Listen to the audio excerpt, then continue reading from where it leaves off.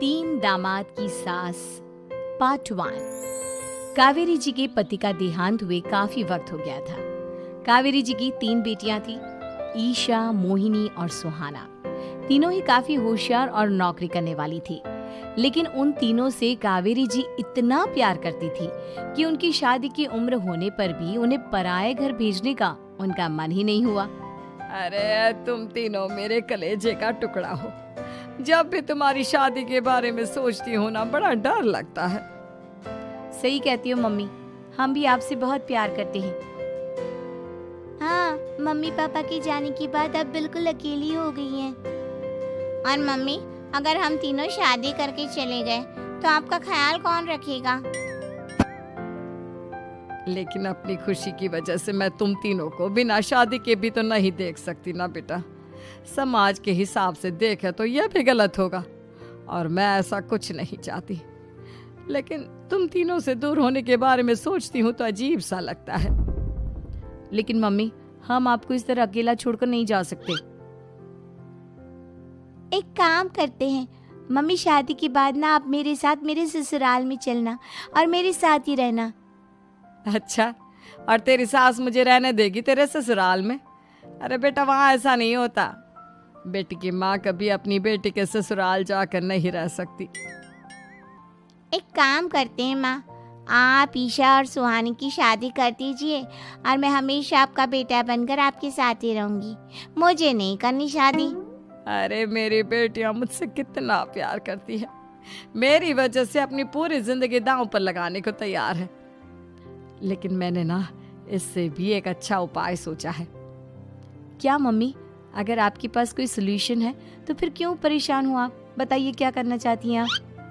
मैंने सोचा है कि अखबार में इश्तिहार देकर तुम तीनों के लिए 3 घर जमाई दामाद ढूंढ लूंगी। वैसे भी नौकरी तो तुम तीनों अच्छे से कर लेती हो, कमा भी अच्छा खासा लेती हो। कोई भी लड़का तैयार हो जाएगा तुमसे शादी करने के लिए। अरे मम्मी, ये हुई ना बात। इससे हमें आपसे दूर भी नहीं जाना पड़ेगा और आपको अकेला भी नहीं रहना पड़ेगा। हाँ मम्मी, ये बहुत अच्छा तरीका है। मैं तो कहती हूँ आज ही अखबार में ऐड निकलवा देते हैं। बिल्कुल, आज ऑफिस जाते वक्त मैं ये काम कर दूंगी। और कुछ ही दिनों के बाद कावेरी जी को 3 घर जमाई दामाद विवेक, सुमित और अविनाश मिल जाते हैं और वो उन तीनों लड़कों से अपनी तीनों बेटियों की शादी करवा देती है। शादी के कुछ दिन के बाद, अरे अब शादी हो गई, छुट्टियां खत्म, तुम तीनों जाकर नौकरी करो, कुछ काम करो। अरे मम्मी जी, कमाल करती हैं आप। अब घर जमाए इसलिए थोड़ी ना बनाए कि हम बाहर जाकर नौकरी करें। मम्मी जी, मेरा तो घर जमाई बनने का मकसद ही यही था कि कमाने वाली बीवी मिल जाए। बाहर जाकर काम करने से तो मेरा दिल घबराता है। घर का कोई काम है तो बता दीजिए मुझे। अगर ऐसी बात है तो शाम का खाना बनाओ। मेरी बेटियां नौकरी से थकी हारी आती है, अब नौकरी नहीं कर सकते तो कोई बात नहीं, घर का काम करो तुम लोग। मैं तो घर का काम करने में बहुत खुश हूँ, बस ये बाहर धूप में निकलना, रास्ते में जाना, नौकरी करना, ये सब मुझसे नहीं होता। बिल्कुल ठीक कह रहा है सुमित। अरे गर्मी में, बारिश में, सर्दी में घर से निकल कर जाना और उधर बॉस की चिक चिक सुनना, इससे बढ़िया तो ये है कि मैं घर में झाड़ू पोछा कर लूँ। ठीक है, फिर तुम झाड़ू पोछा करना। अविनाश शाम का खाना बनाएगा और विवेक तुम सुबह का नाश्ता और खाना बनाओगे। मेरे तीनों दामाद घर संभालेंगे और बेटियां नौकरी करेंगी। अगले दिन सुबह के वक्त, मम्मी मुझे ऑफिस के लिए देर हो रही है, नाश्ता चाहिए। अरे उस विवेक से कहा तो था कि सुबह का नाश्ता उसे उठकर बनाना है। अभी जाकर देखती हूँ क्या कर रहा है विवेक। अभी तक सोया हुआ है क्या? सुबह के 10 बज गए हैं। सोने दीजिए ना मम्मी जी, क्या हमेशा हिटलर की तरह हाथ में डंडा लेकर खड़ी रहती हैं। मैंने कहा सीधे उठकर खड़े हो जाओ और जाकर नाश्ता बनाओ।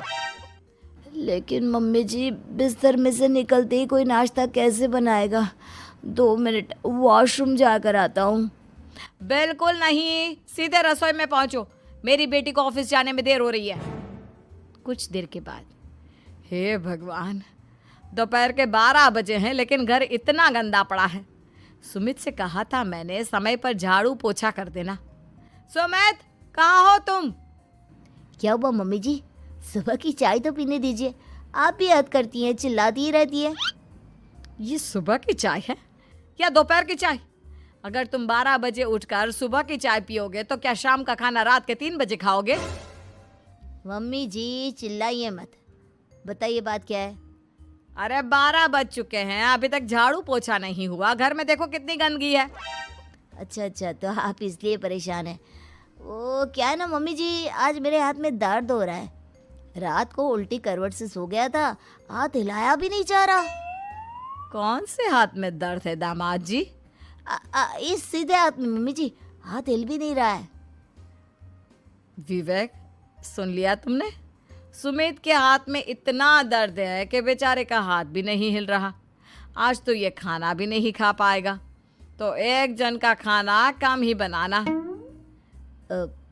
ठीक है मम्मी जी। अरे नहीं मम्मी जी, मेरे कहने का मतलब वो नहीं था। मेरा मतलब है खाना तो खाऊंगा ना। अरे लेकिन कैसे? हाथ तो हिल भी नहीं रहा है। अरे मम्मी जी, आपको ना किसी जेल में जेलर होना चाहिए था। बेकार में हमारी सास बनकर जिंदगी खराब कर रही हैं। अरे लगाता हूँ पोछा। एक बेचारा घर जमाई और कर भी क्या सकता है। शाम को जब ईशा, सुहाना